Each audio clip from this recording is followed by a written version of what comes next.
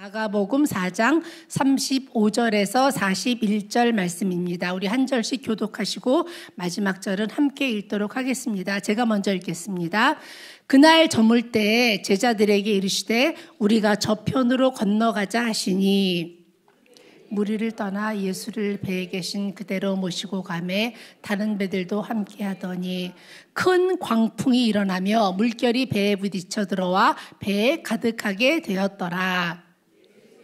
곤물에서 베개를 베고 주무시더니 제자들이 깨우며 이르되 선생님이여 우리가 죽게 된 것을 돌보지 아니하시나이까 하니 예수께서 깨어 바람을 꾸짖으시며 바다더러 이르시되 잠잠하라 고요하라 하시니 바람이 그치고 아주 잔잔하여지더라. 이렇게 무서워하느냐 너희가 어찌 믿음이 없느냐 하시니 함께 읽겠습니다. 그들이 심히 두려워하여 서로 말하되 그가 누구이기에 바람과 바다도 순종하는가 하였더라. 아멘. 예, 오늘 본문의 제목과 주제는요, 그가 누구이기에입니다. 그가 누구이기에. 예수님이 누구이기에. 예수님은 누구십니까? 예수님은 풍랑까지도 잠잠케 하시는, 바람과 바다도 순종하게 하시는 천지의 창조주 전능하신 하나님의 아들이십니다. 예, 그렇습니다. 하나님의 아들만이 풍랑까지도 잠잠하고 고요하게 하실 수가 있습니다. 근데요, 공식적으로 역사상 2명의 왕이 파도를 꾸짖었습니다. 한 사람은 우리가 잘 아는 구약성경 에스더서의 아하수에로 왕입니다. 역사의 아버지라고 하는 헤로도토스가 쓴 역사라는 책에 이 이야기가 기록되어 있습니다. 내용은 이렇습니다.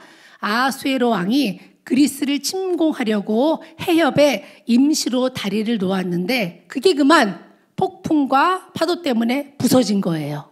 그래서 아하수에로는 다리를 다시 만들라고 명령하는 한편 감히 왕 중의 왕인 나의 걸음을 멈추게 하다니, 그러니까 다리가 부서졌으니까 걸어갈 수가 없잖아요. 감히 왕 중의 왕인 나의 걸음을 멈추게 하다니 바다에 300번 채찍질을 가하라. 그리고 달군 쇳덩어리를 바다에 던지게 했습니다. 역사서에 나오는 이야기입니다. 정상이 아니죠. 또 한 사람은 영국의 크누트 대왕입니다. 이 왕은 신하들이 왕이시여 당신같이 전지전능한 분은 없습니다. 또 아첨을 해대니까 실증이 나고 짜증이 나기 시작합니다. 어느 날 신하들과 해변을 걷고 있는데 신하들이 또 왕을 칭송하자 왕이 말합니다. 너희들은 나를 전능하다고 하는데 그러면 내가 해변을 걷고 있었잖아요. 너희들은 나를 전능하다고 하는데 그러면 내가 파도에게 정지하라고 하면 멈출 것 같다고 생각하느냐? 묻는 거예요. 그러면서 그는 파도에게 명령합니다. 멈춰라. 파도야 멈춰라. 근데 파도는 여전히 거세게 밀려옵니다. 그러자 신하들에게 말합니다. 이거 봐라. 파도도 멈추게 하지 못하는 나에게 왜 그리 아첨을 하느냐? 바다를 비롯한 온 세상을 자신의 손 안에 거머쥔 단 한 분의 왕은 하나님이시다. 나는 너희들이 그에게만 칭송을 바쳤으면 한다. 그래서 지금도 크누트 대왕은 영국인들에게 존경을 받는다고 합니다.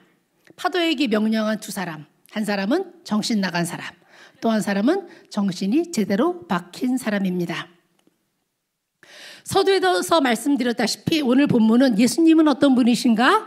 예수님은 폭풍과 바다까지도 순종하게 하신 하나님의 아들이시다. 예, 오늘 35절은 이렇게 시작합니다.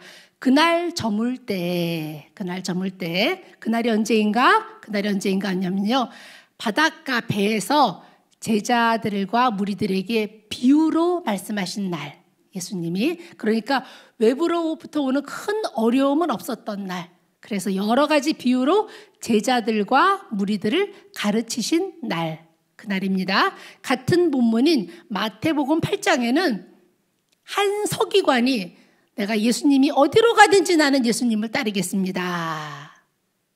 또 예수님이 한 제자 중 한 사람에게 너는 나를 따르라고 하신 그날 저물 때 예수님이 제자들에게 말씀하십니다. 우리가 갈릴리 호수를 가로질러서 저편으로 가자. 35절입니다. 시작. 그날 저물 때에 제자들에게 이르시되 우리가 저편으로 건너가자 하시니 그러자 제자들이 즉시 예수님을 따릅니다. 예수님께 즉시 순종합니다. 어느 정도로 순종하는가? 곧바로 예수님을 배에 계신 그대로 곧바로 모시고 갑니다. 그러니까 말씀을 그대로 따르는 거예요. 36절 보도록 하겠습니다. 시작. 그들이 무리를 떠나 예수를 배에 계신 그대로 모시고 가매 다른 배들도 함께 하더니 아멘. 제자들은 예수님의 말씀이 떨어지기가 무섭게 무리를 떠나 예수님이 계신 배에 올라탑니다. 이 정도면은요 즉시 순종을 넘어서 아주 성질이 급한 것 같지 않으세요? 그대로 갑니다.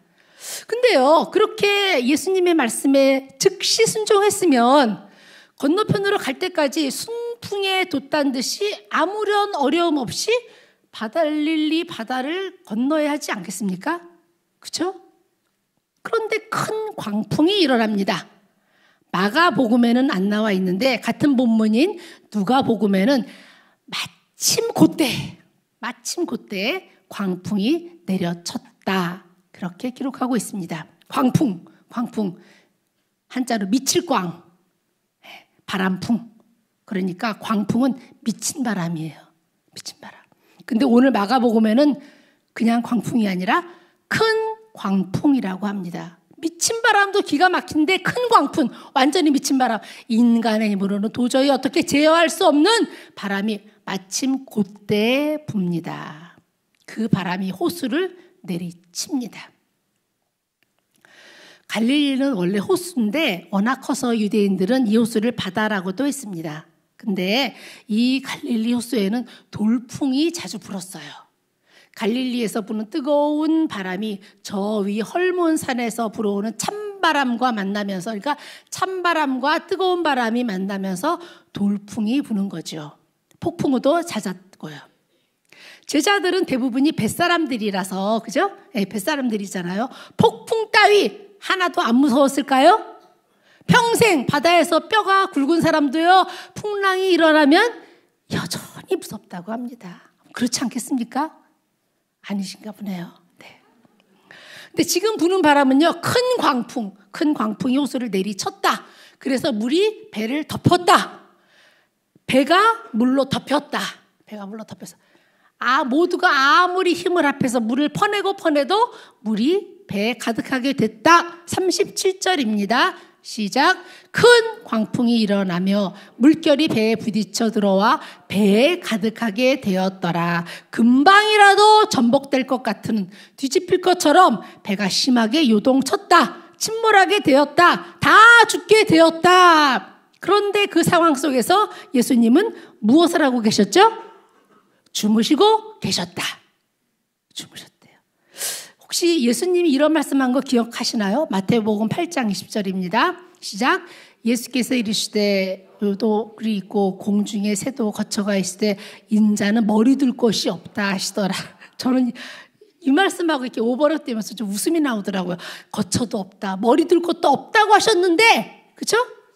예수님은 어디에서나 그곳을 거처 삼고 베개에 머리를 두고 평안히 주무셨다는 거예요.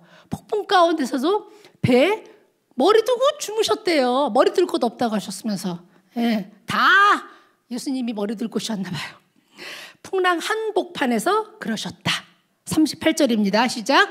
예수께서는 고물에서 베개를 베고 주무시더니 제자들이 깨우며 이르되 선생님이여 우리가 죽게 된 것을 돌보지 아니하시나이까 하니, 어떻게 광풍이 몰아치고 물이 배에 가득한데 주무실 수가 있었을까요?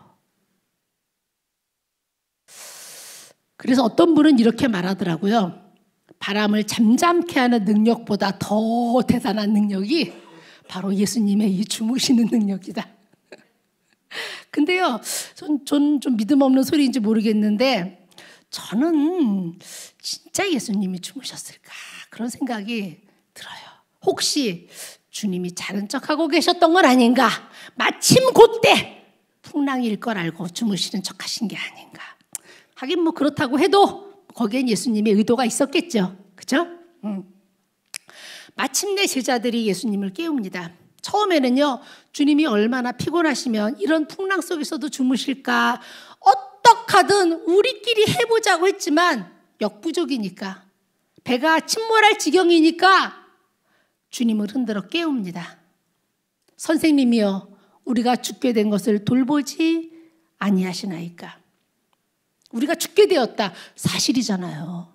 배가 뒤집히겠어요. 물이 가득하니까 죽게 생겼죠. 이거 사실입니다. 근데 여기서 우리가 죽게 된 것을 돌보지 아니하시나이까, 이 말은 애원하는 게 아니고 화가 나서 주님께 막 항의하는 거예요. 우리가 죽어도 상관이 없느냐? 우리가 지금 죽을 지경인데 어떻게 그렇게 주님은 잠만 주무실 수가 있는가? 그런 말입니다. 우리 38절 하반절 한 번 더 보도록 하겠습니다. 시작. 선생님이여, 우리가 죽게 된 것을 돌보지 아니하시나이까 하니. 이에 예수님이 일어나십니다. 예수님이 깨십니다. 그리고 즉시 바람과 바다를 꾸짖으십니다. 어떻게 꾸짖는가? 잠잠하라, 고요하라. 39절입니다. 시작. 그들이 심히 두려워하여 서로 말하되 그가 누구이기에 바람과 바다도 순종하는가 하였더라. 아멘.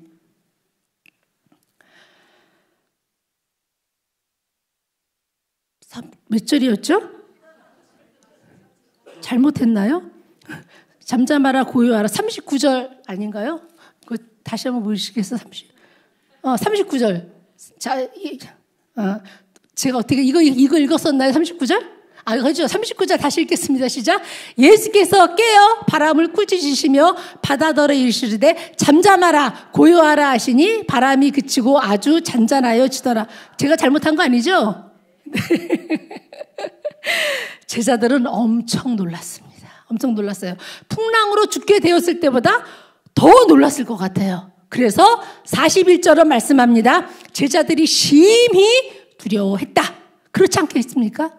우리 예수님의 명령에 왜 놀랬냐? 예수님의 명령에 바람이 잠잠해졌잖아요. 그죠? 파도가 고요해졌잖아요. 세상에 어떻게 이런 일이 일어날 수가 있습니까? 말이 안 되는 상황이잖아요. 그래서 제자들은 예수님의 능력과 위엄에 놀람을 두어 두려워했다. 심히 두려워했다. 우리 41절입니다. 시작. 그들이 심히 두려워하여 서로 말하되 그가 누구이기에 바람과 바다도 순종하는가 하였더라. 아멘. 그가 누구이기에 바람과 바다도 순종하는가. 그가 하나님이기에 바람과 바다도 순종했다는 겁니다. 이스라엘 민족은 자기 민족을 위해서 바다를 반으로 가르고 길을 만드신 그 하나님을 노래하는 민족입니다. 바다와 물을 통치하시는 분은 오직 한 분, 하나님만이 그 일을 하실 수가 있다. 그 하나님이 나의 하나님, 우리의 하나님이시다. 우리는 바다를 통치하는 하나님의 백성이다. 이게 그들의 신앙 고백이자 정체성입니다. 하나님께서 친히 그것을 기억하라고 하셨어요. 기억하라, 기억하라. 출애굽을 기억하라. 홍해를 마른 땅으로 건너갔던 일을 기억하라. 어느 민족이 그런 기적을 경험하였는가? 우리를 위해서 그 놀라운 일을 행하신 우리 하나님을 찬양하라. 그 하나님을 기억하라. 요나는 하나님의 명령을 따르지 않고 배를 타고 정반대 방향으로 갔습니다. 그때 큰 폭풍이 일어났고 그 폭풍은 선원들이 요나를 갑판 밖으로 던진 후에야 바로 잠잠해졌습니다. 시편은 요동치는 바다를 다스리시는 창조주 하나님을 여러 번 이야기합니다. 우리 두 곳만 보도록 하겠습니다. 시편 89편 9절과 시편 93편 3절과 4절입니다. 시작.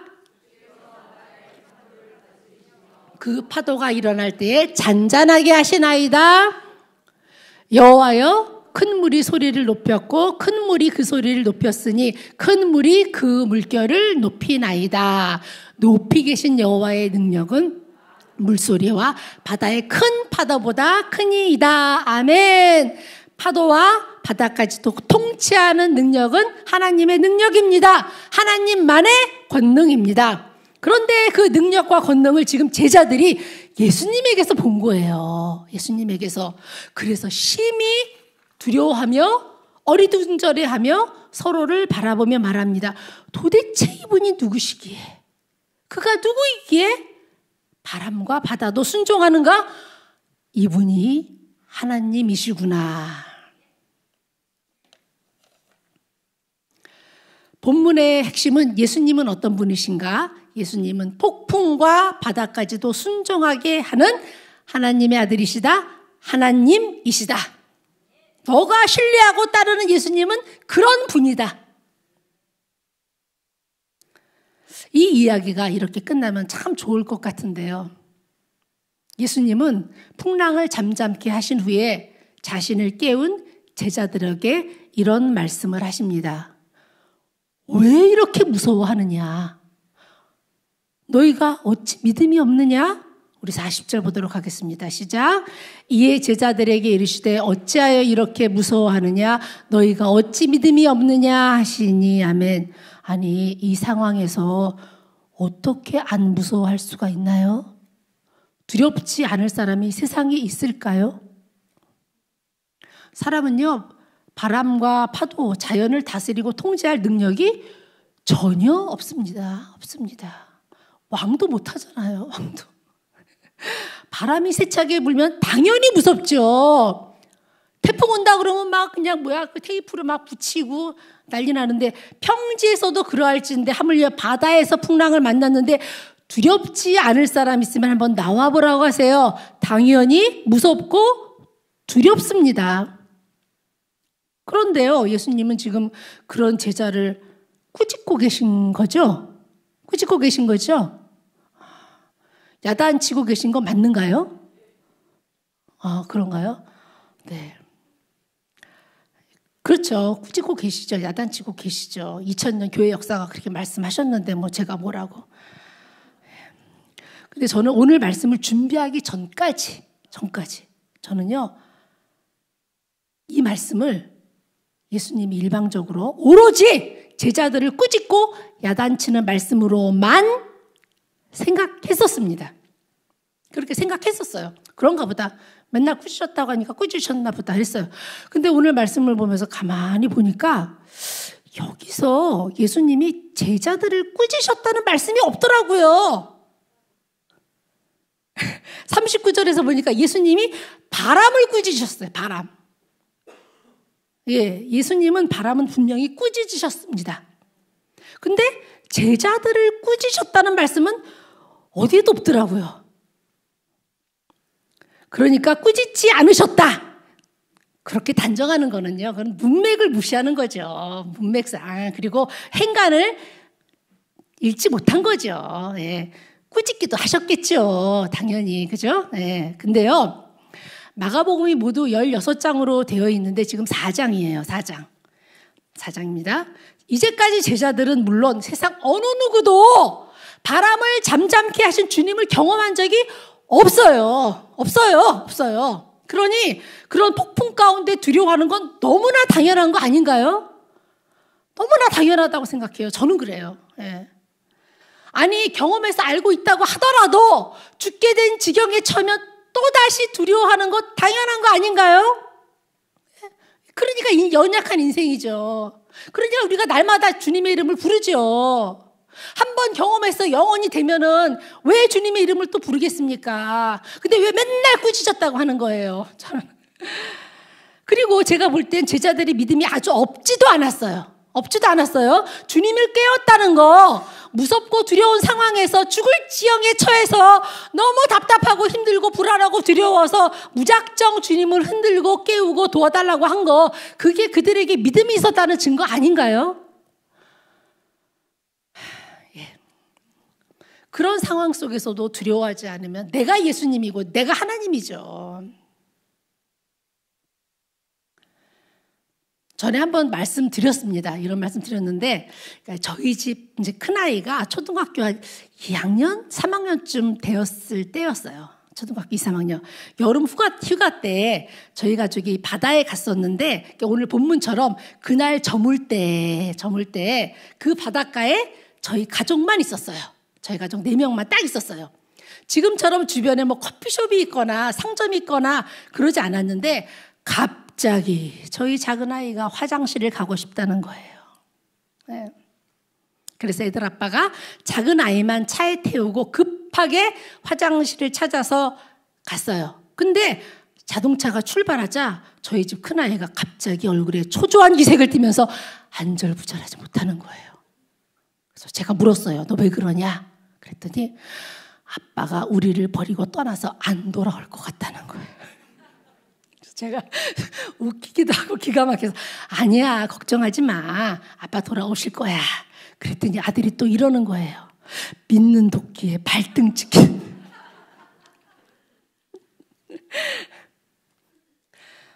이 상황에서 제가 아들아, 왜 이렇게 불안해하고 무서워하고 걱정해? 왜 믿지를 못해? 이 말은 아들을 온전히 책망하고 꾸짖는 말일까요? 그보다는 훨씬 더 아들을 위로하고 안심시키는 말입니다. 오늘 40절 말씀입니다. 어찌하여 이렇게 무서워하느냐? 너희가 어찌 믿음이 없느냐? 저에게 이 말씀은요, 책망과 꾸짖음이 들어간 말씀이기도 하겠지만, 그러나 그보다 훨씬 더 저를 위로하고 안심시키는 말씀입니다. 너 죽을 것 같지? 숨이 턱턱 막히지? 두렵지? 그러나 주님 안에 있는 너에게 이 문제는, 이 풍랑은 두려워할 문제가 아니야. 두려워할 문제가 아니야. 삶을 집어삼킬 것 같은 이 풍랑은 사실은 무서워할 문제가 아니야. 너가 지금 무서워하고 두려워하고 있는 건 너에게 나를 향한 믿음이 부족해서 그래서 그렇게 무서워하고 두려워하고 있는 거야. 저게 얼마나 위로가 되고 안심이 되던지요. 내가 믿음이 부족해서 그러는 거구나. 주님 감사합니다. 주님의 눈으로 볼 땐 이게 두려워할 문제가 아니고 무서워할 문제가 아니군요. 너무 감사합니다. 문제는 나였군요. 인생의 큰 풍랑 가운데 있습니까? 우리의 사랑하는 가족이, 형제 자매가, 부모님이, 사랑하는 사람이 큰 풍랑을 맞아 곧 물에 잠길 것 같습니까? 침몰할 것 같습니까? 그래서 두렵고 무섭습니까? 네, 그렇습니다. 네, 그래요. 저는요, 너무나 무섭고 두렵습니다. 저는요, 간이 요만해요. 예. 작은 소식에도요, 가슴이 벌렁벌렁합니다. 주님이 내 옆에 함께하고 계신데도 이 사건과 이 문제와 어려움으로 인해서 내 인생의 배가 침몰할까봐, 가족의 배가, 형제자매의 배가 침몰할까봐 저는 너무나 두렵습니다. 주님을 주님으로 모시며 주님을 목자로 주님을 의지하며 살아간다고 고백하고, 주님이 나와 함께 하시며 나를 안고 품고 업고 보호하고 인도하신다고 날마다 고백합니다. 그리고 선포하면서도 이렇게도 아직까지도 작은 문제 앞에서 저는 두려워 떱니다. 그런데 주님이 말씀하십니다. 어찌하여 그렇게 무서워하느냐? 어찌하여 보이는 상황은 너를 삼킬 것처럼 위협적이지만, 그러나 사실은 이건 너가 무서워해야 할 문제가 아니야. 두려워할 문제도 아니야. 이 풍랑은 결코 너를 삼킬 수 없어. 내가 너와 함께하기 때문이야. 내가 너의 인생의 배에, 너의 가족의 배에, 너가 사랑하는 사람의 배에 함께하고 있기 때문에 이 바람과 파도는 너를, 그리고 그들을 침몰시킬 수 없어. 풍랑까지도 잠잠케 하시는 주님 앞에서 이 모든 것들은 결코 무서워할 일이 아니라고, 그런 문제가 아니라고 말씀하시는 주님의 음성을 이 시간 들으시길 원합니다. 그리고 하나님 앞에 더 간구하시기 원합니다. 주님, 제게 믿음을 더하여 주세요. 믿음을 더하여 주세요. 제게 믿음을 더하여 주시사 당장 눈에 보이는 현실은 우리의 삶과 우리의 생명을 뒤집어 놓고 삼킬 것처럼 보이지만, 결국에 이 문제는 주님 안에서 또 그리고 주님 안에 있는 내게 그냥 지나가는 문제가 될 것입니다. 아무것도 아닌 문제임을 마침내 흔적도 없이 사라질 그런 문제가 될 것임을 알게 하여 주시옵소서. 오히려 이 어려움을 통해서 우리 주님은 천지를 주관하시고 바람과 파도까지도 주관하시는 하나님을 알게 하여 주시옵소서. 주 안에서 이 풍랑은, 이 고난의 파도는 나를 그리고 우리를 소원의 항구로 속히 이끄는 하나님의 축복의 도구임을 알게 하여 주시옵소서. 주님은요, 필요하다면 지금이라도 바다라도 갈라주시는 하나님이십니다. 물 위를 달려서라도 내게 오시는 하나님이십니다. 하나님, 그래서 내가 더 이상 두려워하지 않고 마치 주님의 명령에 아주 잠잠하여진 풍랑과 같이 저도 잠잠하고 고요하고 평안하게 하여 주시옵소서. 나아가 나도 외부의 풍랑, 그리고 나를 사로잡고 있는 불안과 공포와 근심의 풍랑을 향해 주님처럼 꾸짖어야 합니다. 예수 그리스도의 이름과 권세로 꾸짖어야 합니다. 믿음으로.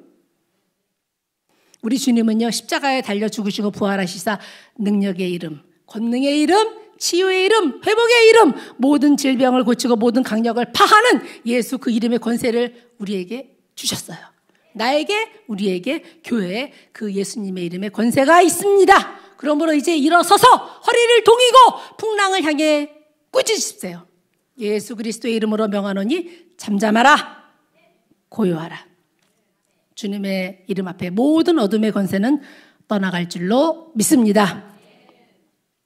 그래서 내가 두려워해야 할 분은, 내가 심히 두려워하고 경외해야 할 분은 바람과 바다까지도 순종케 하시는 주님뿐임을 경험하고 고백하고 그 권세로 세상을 이기는 목양의 모든 성도님들 다 되시기를 주님의 이름으로 축원합니다. 우리 마음을 다해서 함께 기도하시겠습니다.